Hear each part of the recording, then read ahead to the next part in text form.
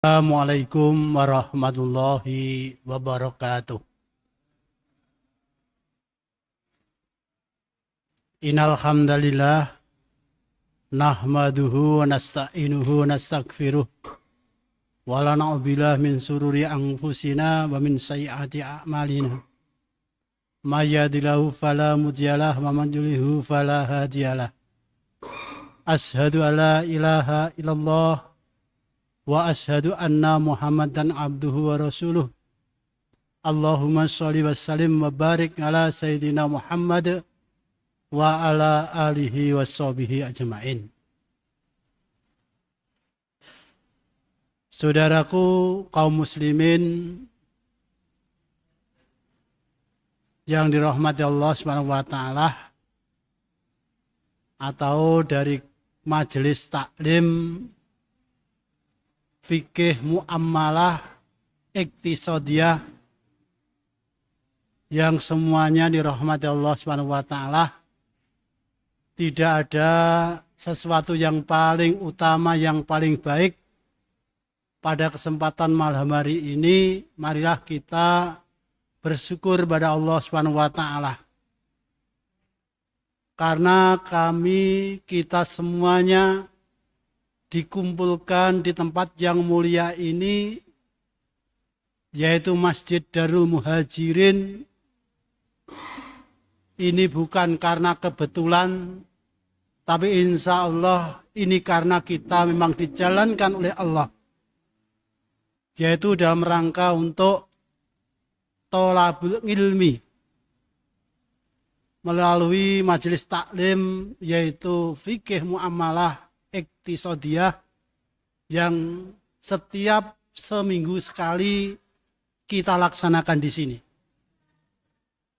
Dan mudah-mudahan apa yang kita upayakan, yang kita lakukan selama ini betul-betul akan menjadi sakopah, menjadi ilmu yang tentunya yang harus kita amalkan dalam kehidupan ini dan bermuamalah ini. Dan mudah-mudahan Allah SWT senantiasa dengan ilmu ini kita akan menjadi mu'alim, para ulama yang hanya takut pada Allah, yang berjalan sesuai dengan ilmu yang kita peroleh selama ini, yaitu kita berjalan di atas jalan yang benar, yaitu Islam, agama yang kita yakini kebenarannya ini. Mudah-mudahan kita diselamatkan oleh Allah, orang yang beruntung dunia dan akhiratnya. Amin. Salawat salam rahmatnya Allah senantiasa semoga tetap tercurah kepada baginda Rasul Muhammad sallallahu alaihi wasallam yang memang sebagai uswatun hasanah. Laqad kana lakum fi rasulillahi uswatun hasanah. Mudah-mudahan dengan ilmu, dengan agama yang diwariskan kepada kita dan kita kaji tentang Islam ini, khususnya tentang muamalah ini, kita khususkan setiap malam Kamis, yaitu tentang muamalah dalam Islam. Ini sebagai warisan Kanjeng Nabi, mudah-mudahan bisa kita amalkan, bisa kita peroleh, dan selanjutnya berharap kita termasuk umatnya, umat beliau Nabi Muhammad SAW, dan berharap mendapat syafaatnya di yaumul qiyamah. Amin. Saudaraku ya rahmatullah subhanahu wa ta'ala, khususan dumateng panjenengan para jamaah majelis taklim iktisadiyah. Selama ini panjenengan sudah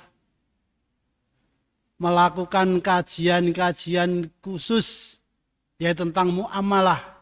Dan pada malam hari ini di akhir tahun 2023, insya Allah kita refleksi, kita bermuasabah bagaimana muamalah kita selama 1 tahun ini. Sudahkah kita benar-benar sesuai dengan syariat Islam? Maka untuk itu saya terima kasih dumateng panjenengan, khususnya malam hari ini dan umumnya selama berapa tahun ini yang sudah menggunakan fasilitas masjid yang secara umum ini memang dibangun oleh umat Islam secara umum, maka kajian yang masuk ke dalam masjid ini sifatnya juga harus umum. Termasuk panjenengan. Bagi panjenengan semuanya, siapa saja monggo menggunakan fasilitas masjid ini untuk kajian-kajian umum. Kita sebagai takmir masjid atau kita sebagai pengurus Masjid Darul Muhajirin ini membuka pintu seluas-luasnya untuk panjenengan, untuk kajian yang sifatnya umum, untuk siapa saja, termasuk panjenengan seperti malam hari ini. Yang terpenting, marilah saudaraku rahmat Allah SWT, kita makmurkan masjid ini dengan ilmu-ilmu yang bermanfaat, yang membawa kemaslahatan umat, yang akan membawa keselamatan umat. Karena dengan ilmu, maka sesungguhnya kita akan selamat di dunia maupun di akhiratnya. Karena yang pertama, kita itu harus Islam dulu. Kemudian baru ilmu, kemudian baru iman, kemudian barulah kita mengamalkan. Karena kita mengamalkan sesuatu tanpa ilmu, pasti kita akan tersesat. Maka terima kasih dumateng panjenengan khususnya pada Ustadz Andiari yang sudah membimbing kita untuk melakukan kajian-kajian sifatnya umum ini, dan marilah kita istiqomahkan terus dan terus, insya Allah dengan ilmu-ilmu ini panjenengan akan menjadi orang-orang yang selamat di dunia dan di akhirat. Terima kasih atas kedatangannya dan terima kasih atas telah menggunakan fasilitas masjid ini. Mudah-mudahan kita semuanya akan menjadi orang yang bahagia, orang yang sukses, yaitu orang yang selalu mendapatkan berkah hidup, mendapatkan rahmatnya Allah, mendapatkan pengampunan Allah, dan di akhir hayat nanti kita dalam keadaan husnul khotimah. Amin, amin, ya rabbal alamin. Kurang lebihnya demikian, dan monggo silahkan kita menggunakan fasilitas masjid ini sebaik-baik mungkin seleluasa panjenengan. Terima kasih. Assalamualaikum warahmatullahi wabarakatuh.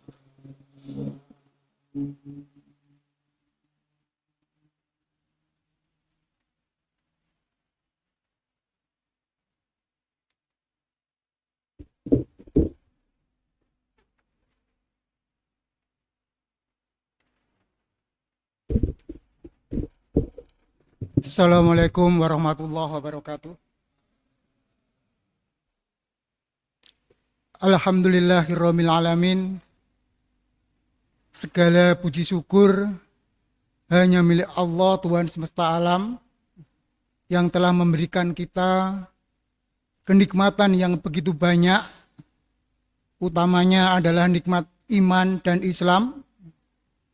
Karena tanpa nikmat iman dan Islam, kita bukan apa-apa. Karena Islam adalah memuat aturan-aturan, termasuk di dalam hal ini adalah muamalah. Sehingga semuanya diatur oleh Islam itu sendiri. Ini merupakan sebuah kenikmatan yang tersendiri bagi kita sebagai kaum muslimin. Karena tidak semua orang memahami tentang fikih muamalah ini. Sehingga dalam hal ini, dalam hal bermuamalah dengan sesama manusia, kita akan terhindar dari kesalahan-kesalahan atau apa yang dilarang oleh Allah Subhanahu wa Ta'ala.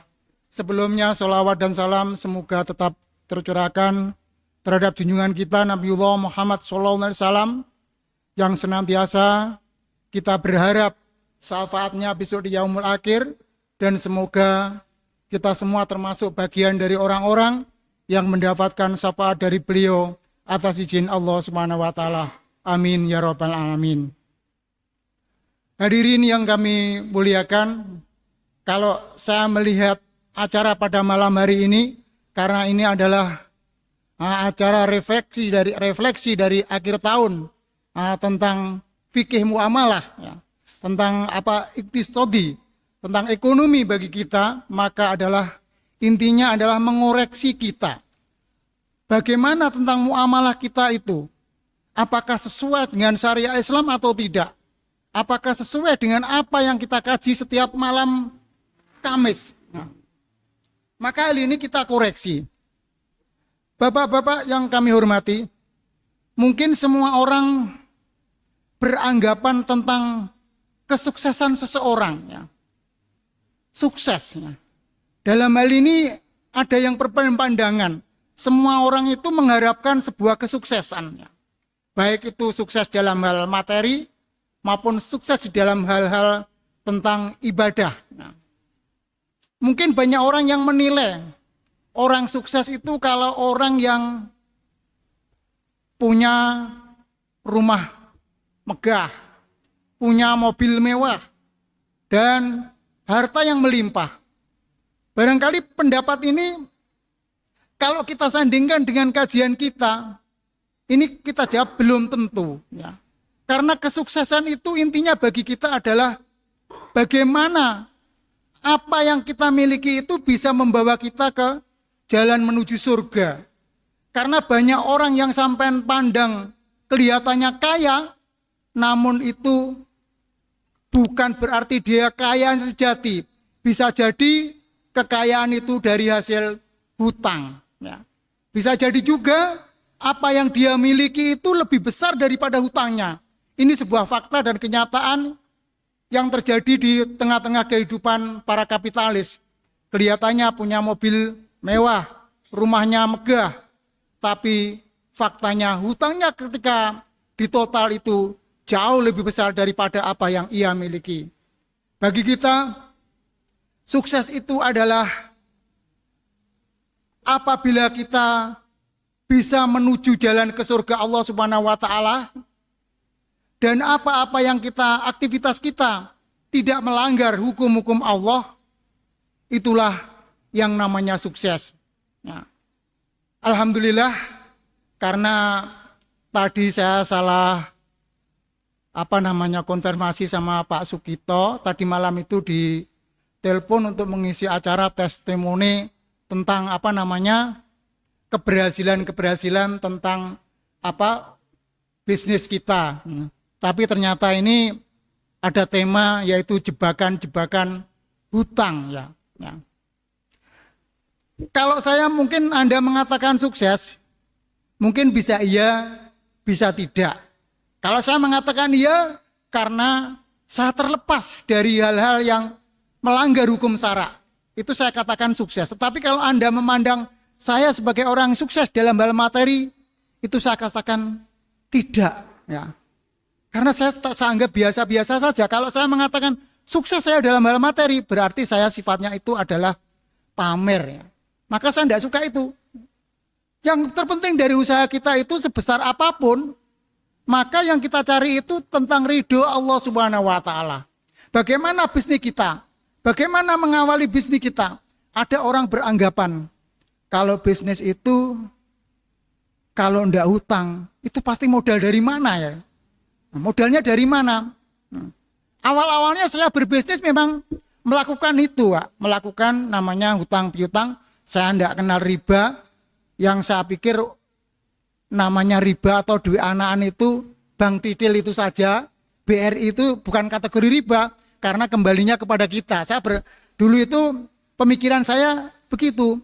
Tapi lama-kelamaan saya ketemu dengan ya ustadz-ustadz dari kita, sehingga kita bisa berargu argumentasi dan ditunjukkan tentang dalil-dalilnya, sehingga yakin bahwa apa yang saya lakukan itu salah.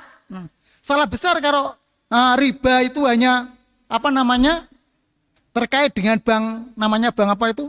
Bank percet atau bank titil kalau istilah saya itu salah. Ternyata walaupun itu di bank yang konvensional besar, termasuk juga saat ini bank syariah, itu juga riba, Pak. Kalau ada unsur tambahan dari hutang piutang itu namanya riba. Maka kita sebagai kaum muslimin untuk bisnis menuju usaha itu harus kita hindari itu. Apa bisa? Betul, Pak.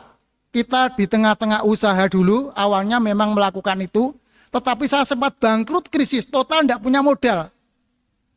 Setelah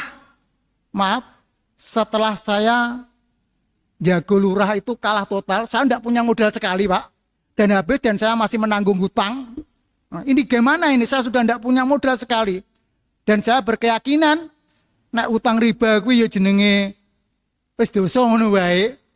Saya tidak melakukan itu karena dengan keyakinan, dengan saya kedisiplinan, kejujuran, dan saya berdoa. Ternyata modal itu ada yang menawari juga. Bukan satu orang, dua orang, banyak yang menawari. Malah justru pakailah uang saya. Ketika itu tidak tanggung-tanggung Pak. 75 juta itu tidak sedikit di kala tahun 2006, 2007. Ya. Itu ada orang yang menawar itu tanpa harus mengembalikan dengan tambahan riba, itu enggak. Ada yang mengasihi 20 juta setelah pakai sajalah. Itu ada. Nah, ternyata dengan kejujuran dan istilahnya itu kita selalu menepati janji di sebelum tiap harinya itu, maka ini menjadi cermin bagi orang-orang yang mau menawari modal-modal usaha Pak. Sampai saat ini saya tidak kenal, ini demi Allah ya, saya tidak kenal dengan namanya CV Putra Barokah, itu tempatnya di Surabaya. Saya tidak kenal sama sekali sama orangnya, juga belum tahu orangnya. Tiba-tiba dia nelpon kepada saya, mau meminjami modal. Ini aneh ini. Betul Pak, tapi modalnya berwujud barang Pak. Saya terus bisnis saya itu bisnis kedelai. Itu ada. Entah informasi itu dari mana saya tidak tahu. Pokoknya tiba-tiba saya ditelepon, dia nitip istilahnya itu kedelai bagi saya, dan itu nilainya tidak tanggung-tanggung Pak. Di atas 300 juta itu. Seandainya saya orang yang tidak amanah, itu saya bawa lari, itu sudah tidak ada apa-apanya, tidak ada tanda tangannya, tidak ada apa. Tapi bagi saya karena kejujuran, kedisiplinan, dan saya tepat waktu apa yang saya katakan itu, maka hal ini menjadi sebuah keberhasilan tersendiri, bahwa usaha itu tidak mesti harus dengan modal yang begitu besar.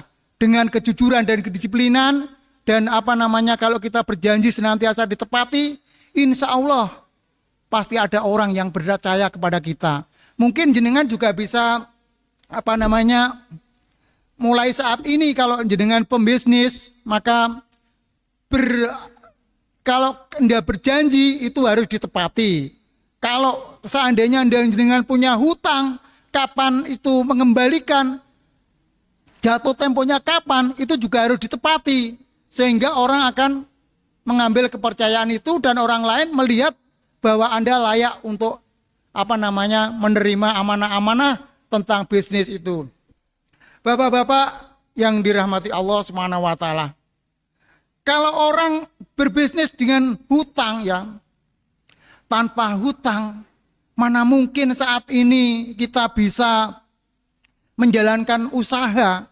Itu kayaknya tidak mungkin. Itu bagi orang-orang yang pemikirannya itu pemikiran kapitalisme. Jadi nek gak ono modale, ya arep usaha apa? Jadi bisnis itu simple, apa yang kita miliki yaitu kita lakukan saja dengan kejujuran dan kedisiplinan, insya Allah ya akan membuahkan hasil.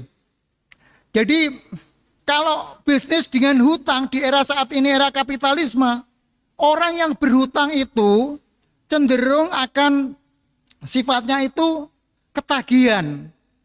Sok kapan toh utang iki? Saya hari ini utang 100 juta, tempo 1 tahun lunas. Sebelum 1 tahun sudah dilunasi, hutang lagi, nambah lagi. Itu pasti. Sifatnya itu kecanduan atau apa? Itu pasti.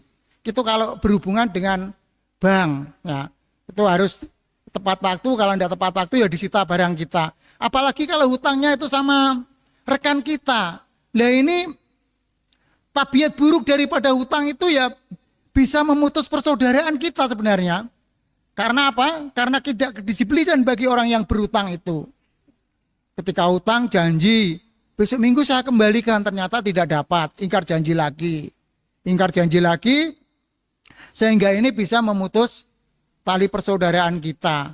Maka kalau bisa sebisa mungkin bagi kita adalah hindarilah hutang itu. Apa? Kalau kita ingin berusaha ya apa adanya, pelaku usaha itu apa yang kita miliki kita jalankan ya. Itu tabiat-tabiat buruk, kecanduan terus, kita akan menambah hutang terus dan akhirnya akan memutus tali persaudaraan bagi kita semuanya. Dan pikiran itu tidak bisa tenang ketika kita punya hutang. Ya kalau kita berhasil dalam bisnis, lah tidak, maka akan menjadi beban pikiran kita. Dan ini akan bisa orang itu menjadi penyakitan, menjadi stres, stroke bahkan itu. Karena gara-gara utang itu sendiri. Bapak yang kita hormati, itu kalau dilakukan oleh sebuah pribadi, itu bisa merusak tatanan kehidupan rumah tangga kita. Bagaimana kalau hutang itu dilakukan oleh sebuah negara? Apalagi negara kita, negara yang besar ini dibangun dengan hutang. Ya, faktanya jelas, hutang itu ya kecanduan, menambah-nambah terus. Ya. Dari zamannya era Orde Baru, hutangnya hanya sekian triliun, sekarang menjadi ribuan triliun. Nah ini kan sifatnya kecanduan. Dan mungkin kalau ada masalah lagi, hutang lagi, hutang lagi. Dan ini akan menjadi beban bagi rakyatnya. Ya. Siapa yang akan membayar hutang itu? Ya kita-kita sendiri ini. Sehingga dampaknya pajak dinaikkan hanya untuk membayar hutang itu. Apa-apa serba dipajaki itulah. Maka intinya adalah kalau Anda ingin sukses, ingin pembisnis sukses, hindarilah hutang. Hutang boleh hanya dalam keadaan yang memang sifatnya itu darurat atau terpaksa. Nah, kalau kita tidak hutang mungkin kita akan mati atau apa, lah itu boleh-boleh saja hutang. Tapi kalau hanya untuk sekedar bisnis, maka hindarilah hutang. Demikian dari saya, itu dampak buruk dari hutang, maka bisa memutus tali persaudaraan kita dan kecanduan akan menambah terus. Demikian, terima kasih. Wassalamualaikum warahmatullahi wabarakatuh.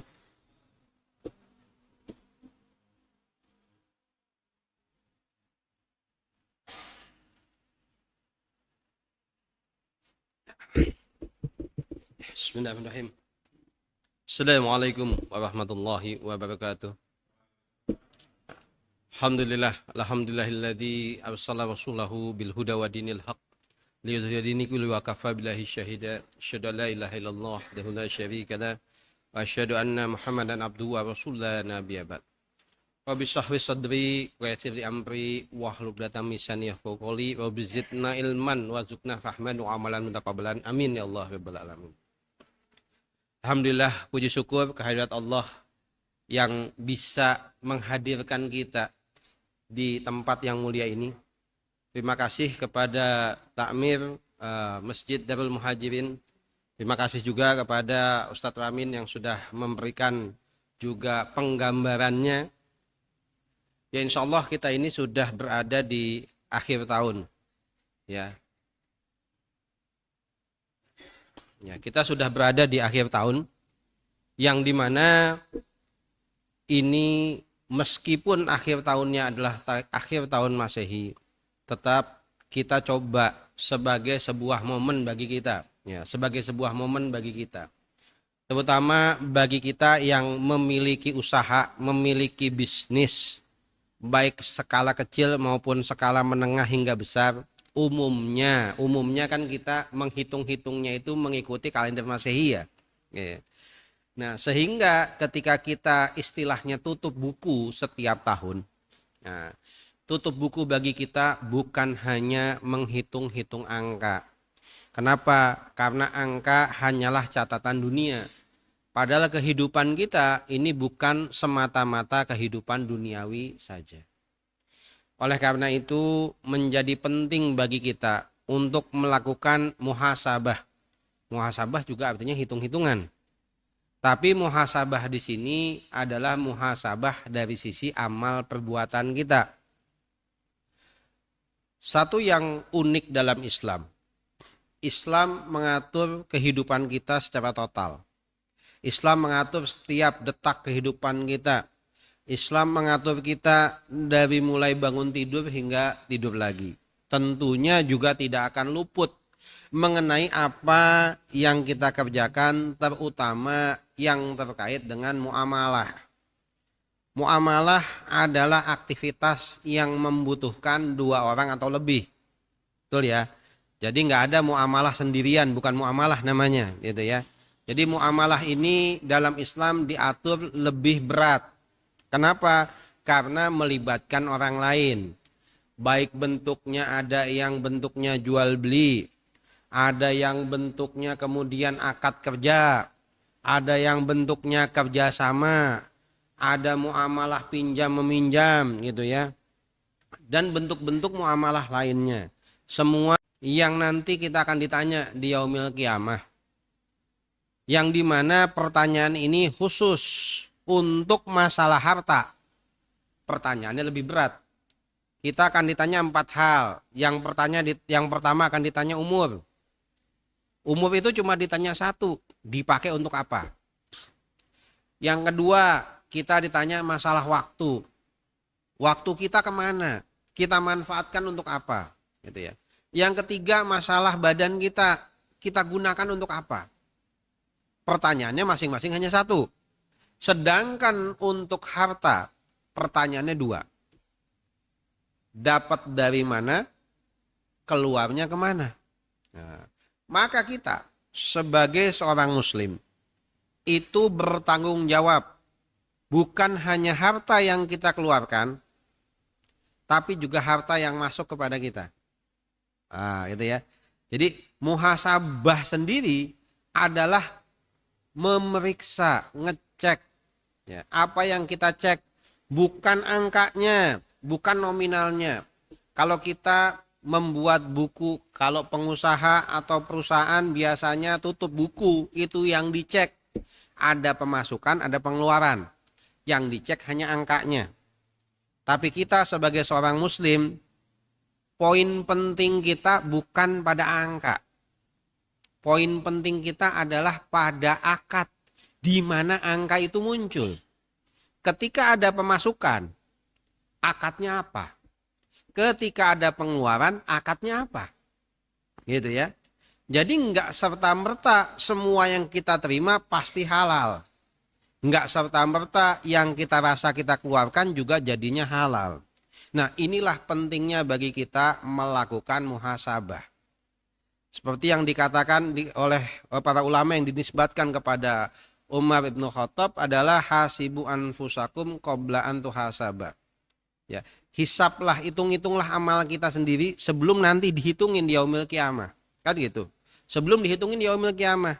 Nah, ini kita ngambil satu bagian kecil saja, gitu ya. Bagian kecil apa? Kita ini mencoba menghitung sesuatu yang bagiannya kecil.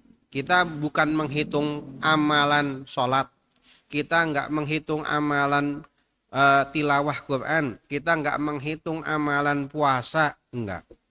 Tapi yang kita hitung ini kecil tapi juga punya dampak besar. Apa tadi? Adalah muamalah. Karena pertama dia melibatkan orang lain, akan ada hak orang lain dan kewajiban orang lain di sana. Yang kedua adalah bahwa khusus untuk muamalah, untuk urusan harta, maka akan dihisap 2 bagian. Masuknya dari mana, keluarnya kemana. Yang ditanya akadnya, yang ditanya adalah dari mananya dan kemananya. Bukan ditanya masuknya berapa, keluarnya berapa, kan gitu ya. Nggak ditanya, gitu ya. Insya Allah nggak ditanya. Maka kalau kita membaca doa-doa yang diajarkan oleh para ulama, maka kita tidak menemukan sebenarnya doa yang secara eksplisit minta dibanyakin nilai rezekinya. Tapi yang sering kali diminta adalah minta rezeki itu barokah. Kan gitu ya. Minta rezeki itu barokah. Pertanyaannya, kalau dapatnya dari yang nggak benar, dapatnya dengan akad yang salah, kira-kira bisa barokah nggak? Ya. Ya wallahu alam, sulit kita akan mendapatkan kebarokahan dari jalan yang tidak benar. Maka penting bagi kita memeriksa dan memeriksa kembali mengenai harta-harta kita. Sehingga sedikitnya barokah, banyaknya alhamdulillah juga barokah, kan begitu ya. Kenapa? Karena sedikit banyaknya kita tidak dihisap, yang dihisap adalah masalah caranya. Apa pentingnya?